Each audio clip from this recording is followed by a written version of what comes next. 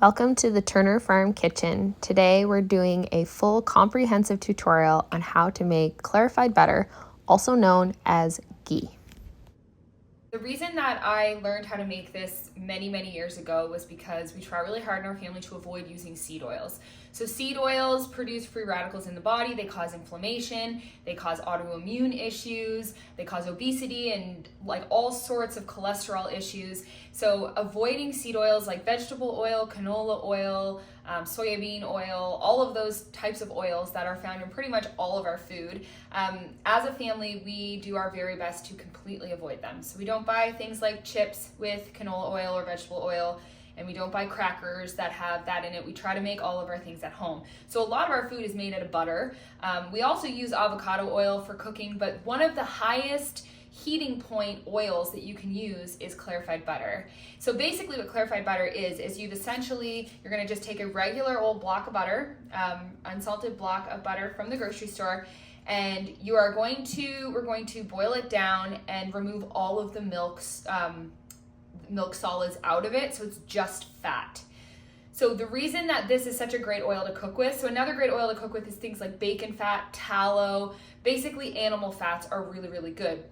But this has one of the highest heating points, which means you can cook at a really high heat with ghee and it will not cause free radicals in the body. It won't go rancid. So almost all oils, like even avocado oils and coconut can go rancid. Olive oil, especially if you're cooking with extra virgin olive oil, it will go rancid when you cook it at a high heat. It's really unhealthy to eat rancid oils. So vegetable oils and rancid oils are two of probably the very worst things that you can consume, and I think most people eat them every single day. So you can buy clarified butter, but it's really expensive. So we just buy a block of butter. It's kind of like yogurt. We buy our milk, or we have our cow that we milk, and we get our fresh milk and we make our yogurt, or we make our butter and then we clarify the butter in order to cook with it. And it's super healthy to cook with it once you've boiled it down, and it's actually really great for people who are milk intolerant because you're taking all the milk out of it. All that's left is just fat. So it's the fat from the actual butter that you are using we cook our food in it, we fry things in it, all of that. So we're gonna get started. You're gonna wanna go to the grocery store and get yourself just one regular, this is actually salted, but usually you're gonna wanna get unsalted. It doesn't really make a huge difference, but it is a little healthier to do the unsalted butter for this specifically. So you wanna get unsalted butter, a whole block of it. It ends up being about 2 cups. And I'm gonna show you exactly what you're gonna do. It's gonna take probably 8 or 9 minutes, and you'll have clarified butter for you to use for all your cooking. So we're gonna start with our butter. I like to cut it into slices like this because it just ends up melting a little bit more evenly. So stick it in the pan. We're gonna turn the pan on like medium to high heat. So I turn it on like about 6. Because it's okay that we turn this on to a high heat. We want to get it melted down and we want it to start simmering on the stove. So you can see the butter is melted and it's starting to boil. So this is still at 6. I'm going to turn it down a little bit. This is going to start to come to a complete boil. And I'm going to tell you kind of what's going to happen, but I'm going to show you as well. Basically, this is going to start boiling and we're going to turn it down a bit. So that's what I'm doing right now. And then it's gonna come to a point where the milk solids are gonna settle on the bottom of the pan. I'm gonna show you that, and separate from the fat. And when that happens, it's gonna stop boiling altogether. Even if I crank it up high, it's not gonna boil anymore.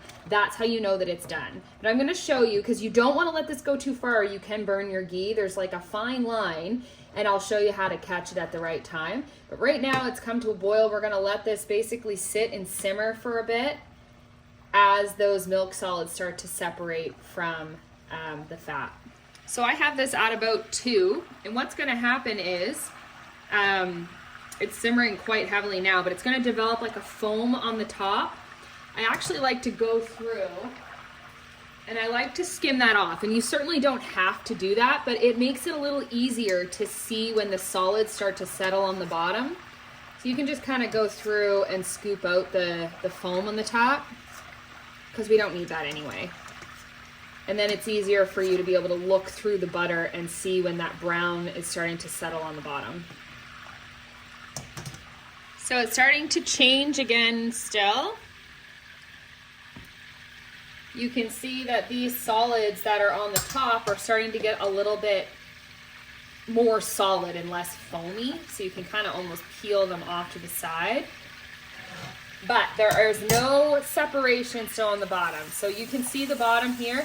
See those milk solids that are starting to kind of hang out on the bottom of the pan? It's kind of hard to tell that on that angle maybe, but see, I can scrape along the bottom there, those milk solids.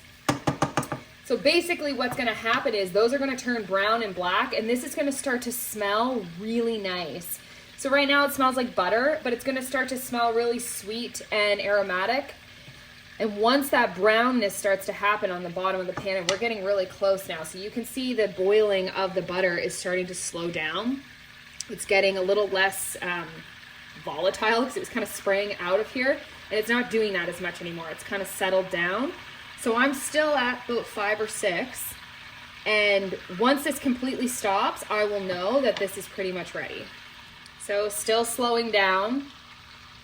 You can see how different it looks, so how the different phases of the boil. I have not changed. This has stayed on 5 or 6 the entire time, but see how much lower that boiling is getting. It's starting to slowly decrease and stop, but I'm still not seeing the brown on the bottom, so we're gonna let it keep going a little bit longer. Okay, so I have this cranked all the way up to 8, and it's essentially stopped boiling. And see how it has a foam on the top? This is starting to turn brown underneath. I'm not sure if you can see that. We are almost there. Okay, so this is done. So this is completely stopped boiling. We're gonna turn this off. See how you can see this turning brown now? Those are all your milk solids. They are down on the bottom and they're coming up to the top. So we are done now. This smells delicious. It's very, very rich smelling. It smells great. So now we are gonna strain this. This will look a lot better if you don't have salted butter, by the way. So mine doesn't look as good because it's salted butter. It won't be quite as foamy with the non-salted butter. So we're gonna strain this now. So just to give you some perspective of once that foam settles down, that's what I mean by those solids on the bottom. Okay, so it's really, really dark. Okay, so we're just gonna take a cheesecloth, or if you have like a really thin cloth, and we're going to strain this into just a simple mason jar. So what's gonna happen is you're gonna have to do it kind of like very slowly because the foam tends to pool at the top. Okay, and then what we do is we let that kind of trickle down in, and what will be caught here in the cheesecloth are all of those milk solids. So they'll be on the bottom of the pan as well, but you won't have to worry about them getting into your ghee because we're straining this out perfectly. This should give me exactly a mason jar's worth of ghee to use. Okay, so we'll still strain that little bit left there. Again, trying to make sure not to overflow the foam. So once you finish straining, you're just gonna pop your elastic off the top.